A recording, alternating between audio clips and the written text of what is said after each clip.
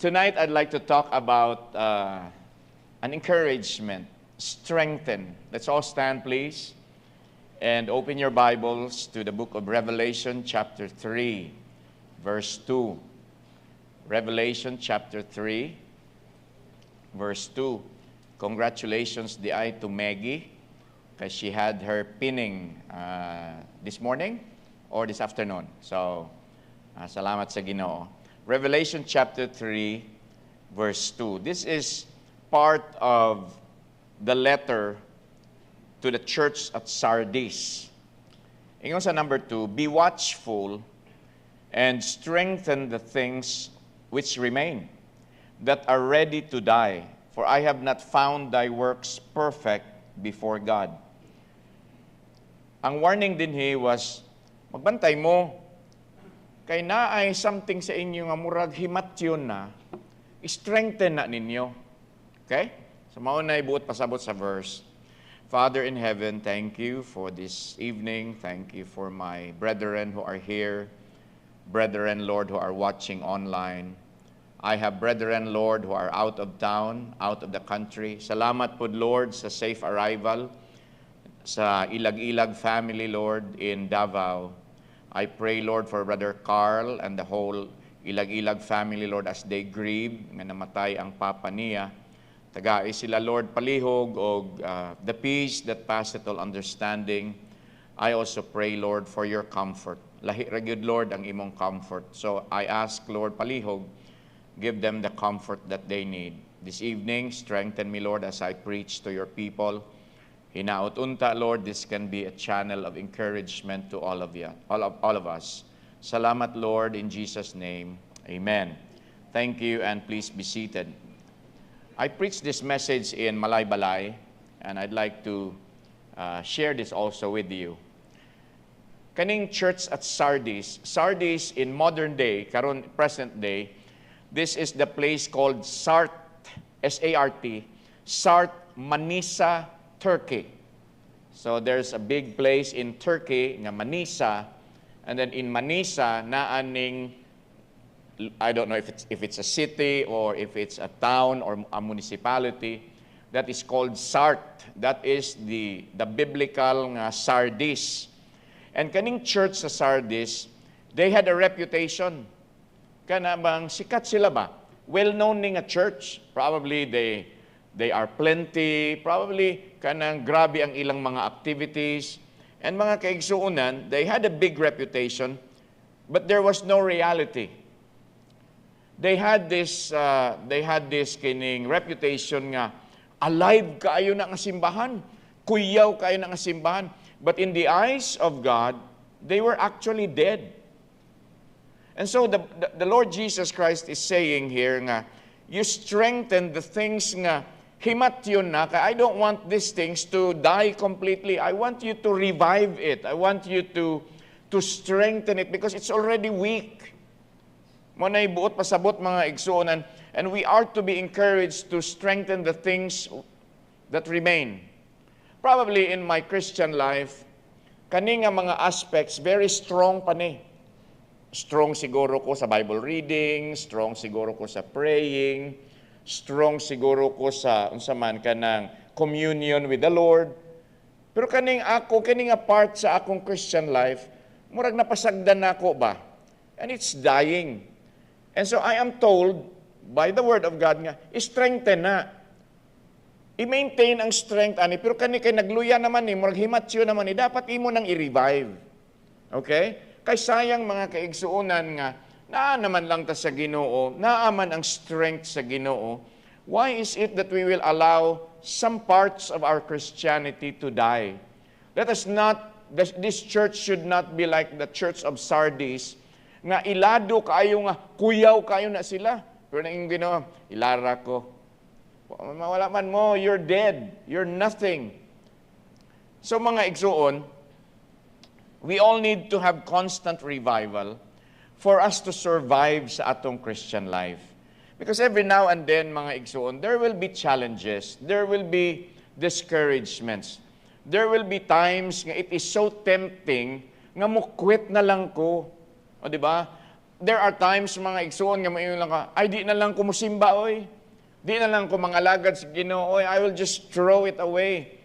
Yes, I was active before pero karon wa ko ganahin ni Pastor Johnny oy. Labaw na nang si Adrian, wa ko ganahin ng Adrian. Di pag ko ganahan ni Pastor Maiko. Di pag ko ganahan sa winalihan ni Sir Chris. Di na lang ko oy. Ano no? And so instead of strengthening it, we become weakened the more. So it's good to have a revival conference. It's good to have a revival meeting. Pero mga igsuon, revival has to come in our hearts every day. Every day, whether you agree with me or not, naagyo na isa ka instance, duha or tulo ka instance, nga mo backslide ta. In our hearts. Ayaw kong ingna nga, Pastor, ka nang backslide ka, di naman mo simba. Mga igsuon, bisag naapa ka sa church, pwede ka nga backslidden imong kasing-kasing. I may be preaching to you, but my heart is backslidden. Okay? It's only me, it's only you who can understand nga, dili naman ni maoning akong pagpangalagad sa Ginoo, kaning akong Kristiyan, dili naman ni. I need to strengthen it. And so mga igsoon, revival must be a constant event in our lives. Not just a conference once a year or 2 times a year.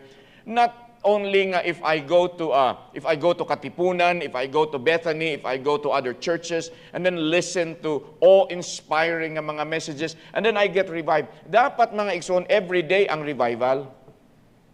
Renewal every day. Strengthening every day. Point number 1, let us strengthen our freshness. Tanawa ra gud in the book of Psalms, please. Psalm 1, chapter 1, verses 1 to 3. Ingon sa Bible, blessed is the man that walketh not in the counsel or the advice of the ungodly, nor standeth in the way of sinners, nor sitteth in the seat of the scornful. But his delight is in the law of the Lord, and in his law that he meditate day and night. And look at verse 3. And he shall be like a tree planted by the rivers of water, that bringeth forth his fruit in his season. His leaf shall also not wither, and whatsoever he doeth shall prosper. Mga igsoon, basin og naghinay-hinay na taog kapanos, strengthen na to ang atong freshness. 'Di ba? We like fresh fruits, 'di ba? Kanang usahay mupalit ka og mansanas ba, apple. Pagtan-aw nimo sa apple, perting sinawa kay gitrapuhan di ay og unsa ba oil baron. Uy nindot ni. Unya pagpaak nimo sa mansanas kanang murag balas nga gitubig-tubigan, nga butang ang asukar. Wala na ang crunch ba. Wala na ang pagka unsa man crisp niya. Wala na. It's not fresh anymore. It looked fresh, but when you bite in it, dili man ni murag dugay naman kaayo ni. Oh. Kaning ato mig Iloilo nya. One of my favorite things that I buy in Iloilo is squid rings. Ganahan kay ko ng squid rings. A few days ago, pagtanaw nako sa akong bag, uy naa pa day ko squid rings nga isa ka buok. Abri dayon. Pag ana ay langis naman kanang wanay lami. Because it is not fresh anymore. Last Sunday, we were given kanibang privilege to stay in the resort nga house nila ni Dr. Robles, ni Dr. Robles yan. For free. Magstay daw mi dito kay gift daw nila sa amo nga family. And so we were there, of course, di man na pwede nga mawa si Brad Ume. Naagi si Brad Ume. Onya, nagmerkado sila ni Jonah, na pagbalik nila yun din si Brad Ume. Pastor, priska tanawa sinaw kayong mata, priska gini, lami gini. Ug tinuod, ganahan mangyud ta og fresh. Ganahan mangyud ta og fresh nga vegetables. Dili man ta ganahan anang murag wa nay klaro nga vegetables. Mabitaw nang probably I told you about istorya sa ta kay mawa bitaw ko karong Domingo. Kanang the best nga chop suey nga akong nakaon, I ate it with Brad Ume. From Baguio City, 3 hours going up to the town of Sinipsip, way up there in the mountains, mas habog pa sa Baguio. Nipis na ang hangin. Onya, alas 5 sa hapon, 11 degrees na ang katugnaw. So, tugnaw siya. It's way up the mountains. But I had the best chop suey. Kaya nga no, ang cabbage, perte ka fresh. Ang sayote, ang carrots, perte ka fresh. Ingon, ana pod mga igsuon sa atong Christianity. When we got saved, mga igsoon, we had this zeal, we had this enthusiasm nga, ay, mga lagad ko sa Ginoo, mo-appeal ko sa ministry. Pastor, pwede ba ko mo-appeal ng choir? Oo, sige. Pastor, pwede ba ko mo-appeal sa media control? Oo, sige. Pastor, pwede ba ko mo-appeal sa orchestra? Oo, sige. Oh, Pastor, gusto unta kong mo tabang sa children's outreach program kung Sabado. Sige, grabe ang zeal, grabe ang freshness. But somehow, along the way, when you continued in your Christianity, nakita na ko sa imo nga, faithful ka, you're doing your responsibilities, but deep inside mo, laay naman, oy, laay naman. Tagaan man, Pastor Johnny og snack, pero Jollibee man perme, ana. Pitsahat pud unta, ana. May pitsahat dire. O, ana, bitaw man nawala na ang enthusiasm. Mga igsuon, i-preserve na, you strengthen your freshness. Anyway, it's for the Lord. It's not for me. Ug ikaw naman po'y i-bless. Ikaw naman po'y i-bless, mga kaigsuunan. We are to maintain a vibrant, engaging, and impactful service. O di ba mga igsuon, kanindot nga ning, may maning atong flowers, ang diri skilid, kaya di man ni malaya. Pero kanang mga flowers nga diri, you know, last Sunday, this flower, it's still nice to look at, pero mas nindot gitong Sunday. Kaya nga naman, fresh man siya kaayo tong Sunday. Karon medyo laya-laya na siya. It's not really fresh. Pero mga igsuon, sa atong pagpangalagad sa Ginoo, dapat i-maintain nato ang atong zeal, ang atong excitement. And then sometimes nga, ay kaning pagsimba, kaning mga lagad sa Ginoo, ka-stressful ba, oy? Yun ako, ngayon na, I had a very stressful morning. Ay, nganong ingani man ni, oy, anak no, murag, mabuak akong ulo, niya, anak na lang ko, inunod ko, hala, 3 years na raba ko, karon basig mo putok ni karon, 3 years na raba. Ano ba? Ko ayaw lang, Lord, kay muali para ba ko unyang gabi. But I just want to maintain my freshness ba. So, I want to starve my stress. We have to be alive, alert, awake, enthusiastic. Luya man ang lawas, luya man ang flesh, but the spirit should always be willing. Okay man na nga, if you are tired, rest, take some rest. But do not allow your freshness to die. Do not allow your fire for the Lord to become an ember. Na ay pastor nga, nagbisita sa iyang member. In America, it was winter. And siyempre, sa Amerika, naaman na sila fireplace, di ba?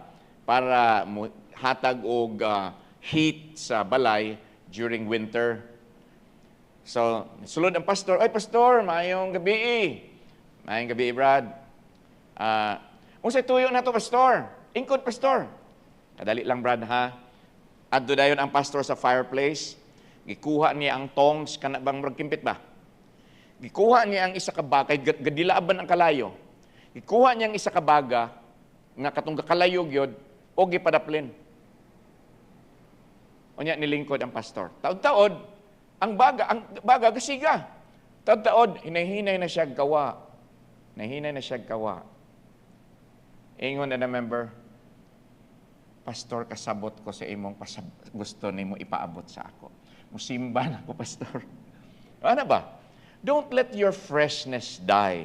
Okay? Strengthen your freshness. Number 2, strengthen our fruit bearing. We are to bear fruits. Tanawa lagod parehog in John chapter 15. John chapter 15, verse 8. John 15, verse 8. Ingon sa Bible, ingon ni Jesus Christ, herein is my Father glorified, that ye bear much fruit, so shall ye be my disciples. Mag-glorify di ay ang Ginoo kung mamunga ko. Mag-glorify di ay ang Ginoo sa inyong mga kinabuhi kung mamunga mo. Tanawa sa Luke 13 palihog. The book of Luke, chapter 13, please. Verses 6 to 9. He spake also this parable. A certain man had a fig tree planted in his vineyard. And he came and sought fruit thereon, and found none. Then said he to the dresser or gardener of his vineyard, Behold, these 3 years I come seeking fruit on this fig tree, and find none. Cut it down. Why cumbereth it the ground? And he answering said unto him, Lord, let it alone this year also, till I shall dig about it, and dung it, or fertilize. And if it bear fruit, well, and if not, then after that thou shalt cut it down. Now here is the gardener, mga kaigsuunan, na ay fig tree di ay, nga for 3 years, ang tag-iyaan na nga vineyard, muadtog yun, mangita siya dahon, mangita siya og bunga. Manggi bunga. So giingnan niya ang gardener nga, putla na, tulo na katuig, way pamunga. Tulo na katuig, putla na. Sayang lang ang nutrients nga gikan sa yuta nga maadto pa sa ubang mga tanom. Unya ni aning gardener nga naghangyo sa master niya nga. Siya nga, Lord, kung pwede nga tuguti sa nga dili lang sa nako putlon, ako sa ning atimanon. Butangan sa nako og fertilizer. And after 1 year, kung di siya mamunga, sige, putlon. Kung mamunga, padayon. Ing ana usahay mga igsuon baka nang we are given chances. We are given a chance to redeem ourselves. We are given a chance to improve. But many times we refuse nga. Wa naman ko namunga, adili nang gyud ko mamunga. Ayaw ana mga kaigsuonan. Strengthen your fruit bearing because we can bear many fruits. We can share the gospel and point people to Christ. Then there is the fruit of the Spirit, Galatians chapter 5, 22 and 23. Tanawa ra God. Nindot kayo ni nga mga verses mga igsoon. But the fruit of the Spirit is love, joy, peace, long-suffering, gentleness, goodness, faith, meekness, temperance. Against such there is no law. When you are saved, automatically the Holy Spirit indwells you. Okay? The Holy Spirit comes into you and stays with you, dwells sa imo. And there mga kaigsuunan sa imong kasing-kasing, sa imong kinabuhi, sa akong kinabuhi, sa akong kasing-kasing, the Holy Spirit will work His wonders or His power in such a way mga kaigsuunan nga, tung una, hateful kaayo ko, but now I can love. Okay? And then tung una mga kaigsuunan, wala ko'y kalipay. But now I can have joy. Tung unang panahon, wala ko'y kalinaw. But now, bisan og namatyan ko, na ako'y kalinaw. We have this group chat with the Montillas and the Ilag-Ilag family in Dubai. And then they were telling us nga, Pastor, please pray. I-pray din nato ang Ilag-Ilag family. The father of Brother Carl Ilag-Ilag went to be with the Lord just the other day. And then, nag-send silang picture nga naa na sila sa airport sa Dubai. And then, nag-send na po sila og picture nga naa sila sa aeroplano. And they were smiling. And so, nag-comment ko dito nga, grieving and yet smiling. That is the evidence of God's grace and God's comfort. So, mga igsuon, tung una, I don't have peace. But because of the Holy Spirit, I have peace. Long-suffering, gentleness, goodness, faith. Tung una, hambugiro kayo ko. Pero salamat sa Holy Spirit, naanak ko'y fruit nga meekness, naanay temperance. Mauna mga igsoon nga, let us bear more fruit. But sometimes mga igsoon, when we bear fruit, there are times nga we have to be, unsa man, kana bang paagion kita sa Ginoo o grabe gyud nga kalisod, usahay kanang pasakitan ta sa Ginoo, i-allow ta sa Ginoo nga magka-problema og ingon ani og ingon ana, nga murag tagaliog na gyud ang imong problema, because the Lord wants to develop a very, very nice fruit in your life. I don't know what kind of fruit God wants from the life of Ma'am John. Why would the Lord give Ma'am John cancer nga? Kadaghay mga Kristohanon nga badlongon? Nganong si Ma'am John man? But I don't know. I don't know the reason why. But this is what I believe in. tagaan nga ni kasi Ginoo og hardships, God is doing something in your life. Mauna, Romans 8:28, all things work together for good. Nganong naamay pearl. A pearl is a very, very precious nga jewelry, di ba? Where do you get pearl? From an oyster. Nganong makahimo man ang oyster o pearl? It is when a grain of sand or something that would come inside the shell and it irritates the whole body. And because it is so painful, gakairita ang clam, ang iyang lawas ba, ang sulod. Gakairita, iyan ang i-coat og mother of pearl. And then eventually it develops into a pearl. It becomes expensive. A pearl is not a product of good times. No. A pearl is a product of bad times, painful times for the shell, for the clam. In Japan, mga kaigsunan, we have this ruby roman nga grapes. Google later. Japan kana. That's the, thank you, Kim. Gibutangan din mo. That's the Japan ruby roman nga grapes. It is one of the most expensive fruits in the world. Diri sa ato mga igsoon, mapalit ka grapes, kinilo. Tagpila man ang kilo? 250 o 300. Kana siya mga igsoon, wala na siya ginakilo. Gina-auction na. For example, kana, may ingon sa nung anghel nga, 10 mil ako. Ay, yung Mr. Brother Dave, ako 20 mil. Nga mo ingon dayon si Chairman Trifon nga, 50 mil ako. Nga wala maningog. Wala na mo labaw sa 50 mil? Okay, sold. 50 mil. You know why it's like that? Because when the grapes would grow, siyempre, sa iyang, daghan kaayo na siya og clusters nga mga ingon ana nga manubo. Daghan kaayo. For example, in isa-isa ka punuan, na ay 20 ka clusters nga mo grow. Ang farmer, ang gardener, mga kaigsoon, tag-iya sa kanang vine, sa grape, iyang putlon ang 10. Muna ka, hoy, kasayang, prutas na yun to. Makwartahan pa to. So, giputlan. So, ang nabilin karon napulo na lang. Inya, ilabay to. Ilabay to siya. Kanang gagmay pa, ilabay na. Now, for example, sa isa ka cluster, mga kaigsuunan na ay 50 ka grapes. Kuhaan nila na og 20 ka grapes. Putlan-putlan ba? May na po kang, kasayang ba? So, nabilin karon 10 na lang ka clusters, unya gamay na lang ka prutas ang nabilin. Ang nabilin nga prutas maunay mukuha sa tanan nutrients nga naa sa vine. All the goodness of the ground nga kuhaon sa vine, dinha moadto sa remaining nga fruits. And that is why it is one of the sweetest grapes in the world. The most expensive grapes in the world. Nga naman, niagi og cutting. And you don't like that kung ikaw putlan. Putlan kag mga privileges, you don't like that. Putlan ka og good health, you don't like that. Putlan ka og kwarta, you don't like that. But mga igsoon, the reason why God wants us to grow is that we become a fruit mga nindot mga kaigsoon. That's why He allows us to suffer sometimes.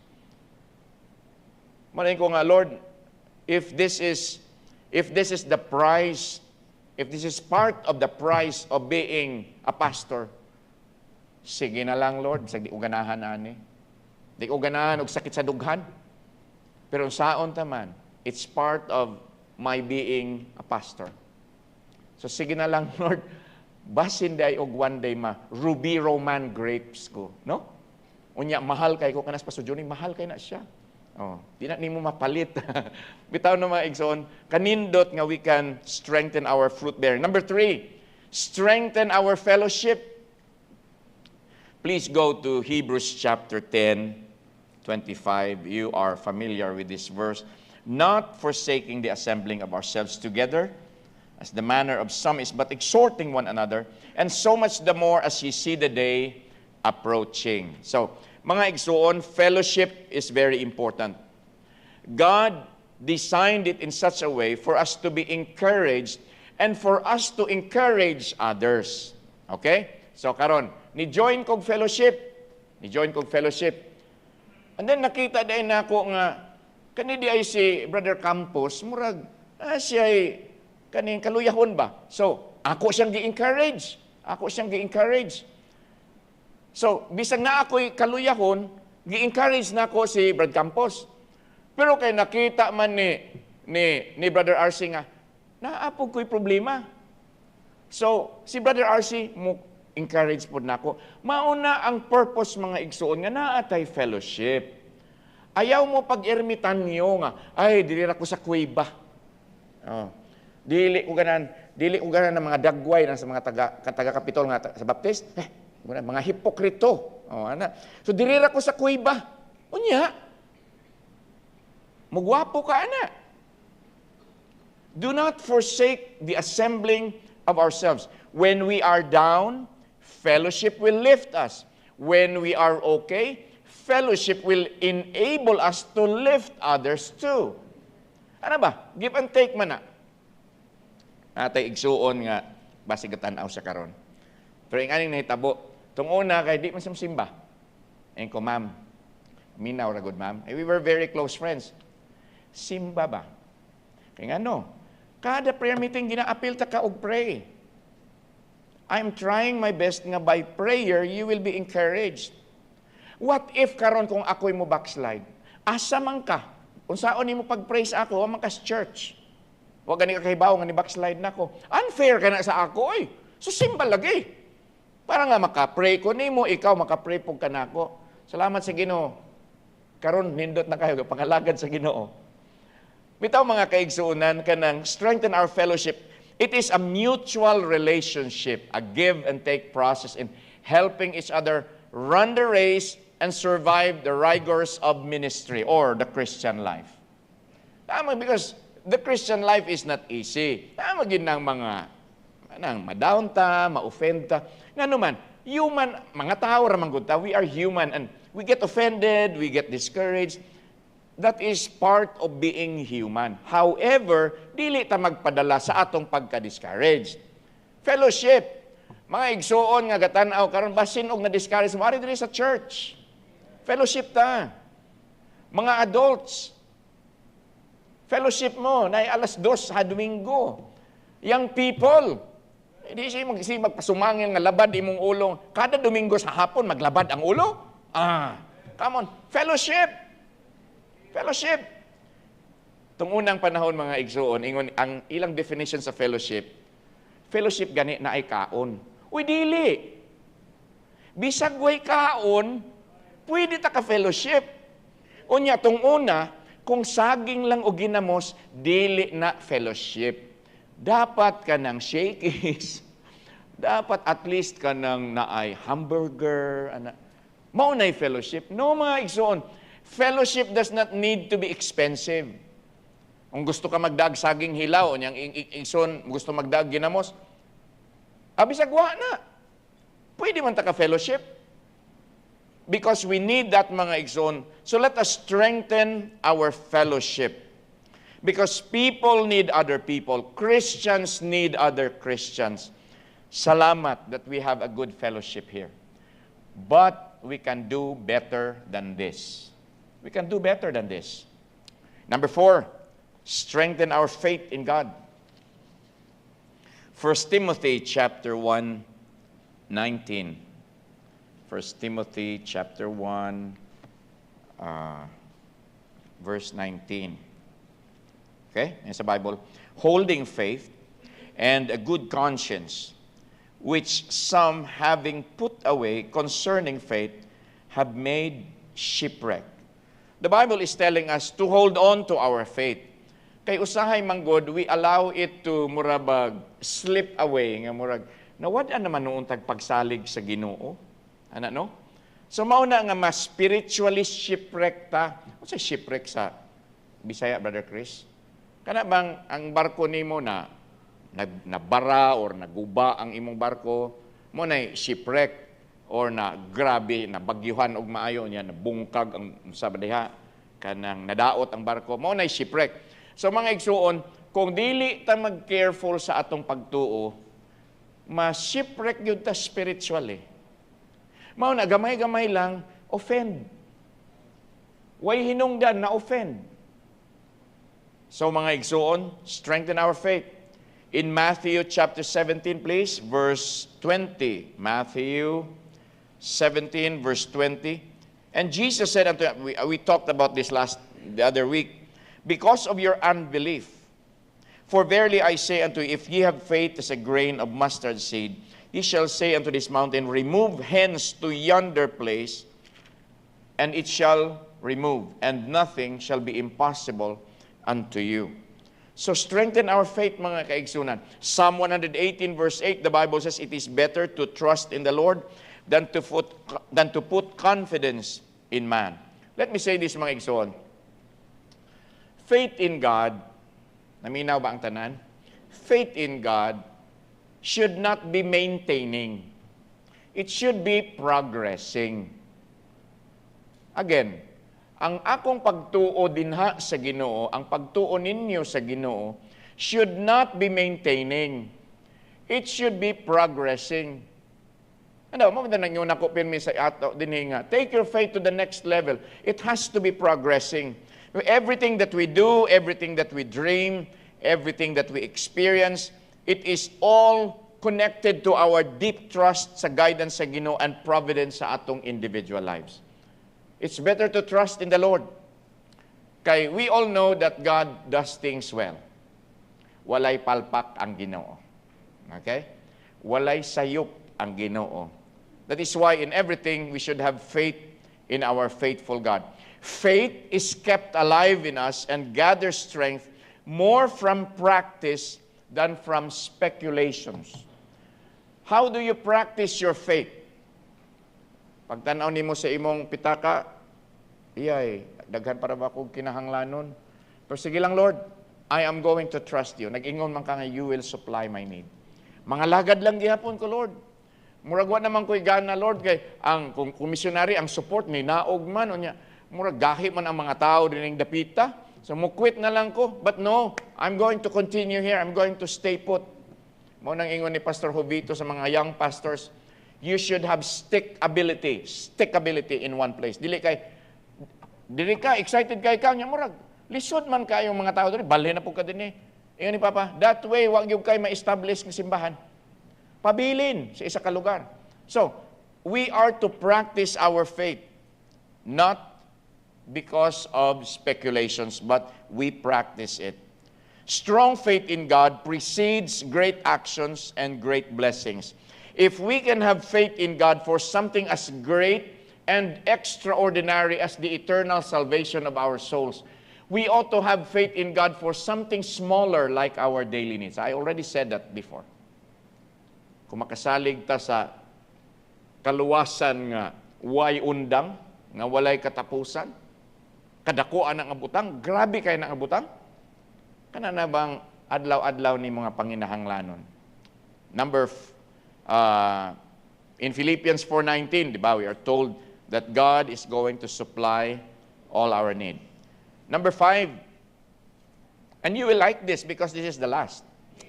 Amen. O, tanawa, nindot kay mong amen. Kanang smile pod man ang maribik, mag-amen ka. Strengthen our forbearance. Okay? What is forbearance? Akong gitanaw sa dictionary, forbearance is the capacity to endure what is difficult or disagreeable without complaining. Dili ka ganahan pero di ka magreklamo. Ano? You are na forbearance. Forbearance is the act of deliberately refraining or holding back from enforcing a right or claim. Like for example, may ko nga, ako man ang katungod kay ako go'y kinamagwangan. Ano? Wa may laing Brasileño deres kalibutan ako raman. Ako man ang katungod. It's my right, it's my claim, but okay lang. Sige na lang. Ano bitaw? Wala na ba yung mga Kristohanon nga, ay dapat may aniong ko kay nangalagad ko sa Ginoo. Kung di tungod na ako, wa maingon ani ning simbahanan ni. Kung di tungod na ako, wa maingon ani ning ministry ni. Dapat ing aniong ko. Wow, entitled, no? But mga kaigsunan, we are not going to claim it. Sige lang. Katungod din ako, mga igsoon, be careful ha, nga nang moingon ta nga, Lord, give me what I deserve. There are people, I heard somebody say that before. God should give me what I deserve. Uy, kakuyaw nimo. If God is going to grant your request, you're going to hell. Because we deserve hell. You don't deserve the grace of God. You don't deserve the love of God. So may gina-deserve nimo. For the wages of sin is death. Yan na. But mga igsuon, forbearance. Forbearance is patience, self-control, discipline, approachability, willingness to help. Colossians chapter 3, verses 12 and 13. Put on therefore as the elect of God, holy and beloved, bowels of mercies, kindness, humbleness of mind, meekness, long-suffering, forbearing one another, and forgiving one another. If any man have a quarrel against any, even as Christ forgave you, so also do ye. Na, instruction gina sa Ginoo sa ato. So mana mga igsuon ba kana bang let us all develop kana bang a kind consideration of the faults of others. Okay, nobody is perfect, man. Okay? So, mga igsoon, my own imperfections should teach me to be kind. And by the way, kamong tanan, naman mo yung mga imperfections.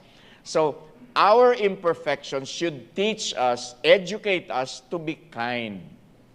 Be kind. Okay? I'm not talking about tolerating sin. Okay? If there is a sin, mga igsoon, we are going to reject the sin, but be kind to the sinner. Mama nang gisulti, mama nang gihimo sa Ginoo sa ato. Gi-reject ang sala, pero ang makasasala, iyang gihigugma. Tanawa ra gyud ng Ginoo, di ta kasabot, no? Nganong higugmaon man ang makasasa, mao may ingon sa Ginoo, mao may iyang gihimo, mao may iyang ehemplo. So we hate the sin, we do not like the sin, but we do not neglect the sinner. Maunay forbearance. If we desire, closing na ni siya. If we desire to make a difference for God in our relationships with one another, what we should change is ourselves. Our impatience, our egoism, including intellectual egoism. Mas bright pa ko niya. O, ano, no? Our sense of injury, gamay-gamay lang, na-hurt ko. Ano ba? Kanang sa ni, wa lang ko tagda ni kisama, ni Lloyd. Nasakitan ko. Ayan naman ika ng sense of injury. Our lack of love and forbearance. Mga igsuon ka na bang, for example, ay nagsugat mi ni Brother Adrian. Unya, ako siyang gitagad, wa ko niya tagda. So, ang human dayon nato nga kining instinct nga, mugiro gini si Adrian. Ako gusto siyang gitagad niya, wa ko tagda. Ano no? But mga igsuon, if we have forbearance, are you listening? If I have forbearance, I would think, basin wa lang gyud kakita si Brad Adrian. Ano? Or probably basig gubot kaayong utok ni Brother Adrian na siya dagang ginahuna-huna, una siya gadali siya, una ay nagabother sa iya, and then murag baliwa lang siya. He did not mean to snub me, but it seemed nga iya kong gisnub. So instead of moingon ko nga, kinigid si Adrian, ingana gina si Adrian, ingana gina si Adrian, instead of doing that, why don't I direct that kind of energy to myself? Probably I did something wrong to Brother Adrian. Basin og na ako'y nasulti kang Brother Adrian. Basin og nalain si Brother Adrian. Basig na ako'y gihimo. Dili nga si Adrian din ang dautan. Mauna ang kasagaran nato.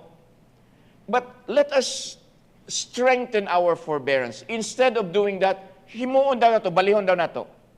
What did I do? Ano? Did I do something nga nasakit day si Brad Ruben sa ako?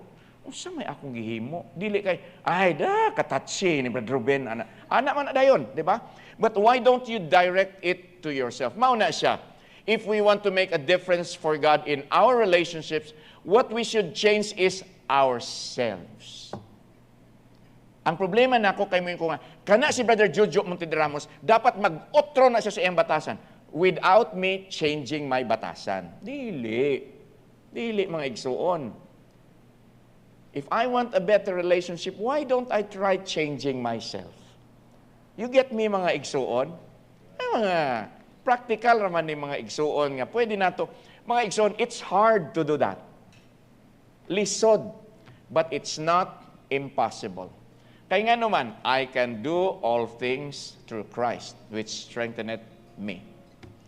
If others can do it, parehas raman tag Ginoo, parehas raman og grasya, parehas raman og kanabang pagka-long suffering sa Ginoo sa atong tanan, then we are capable of doing that.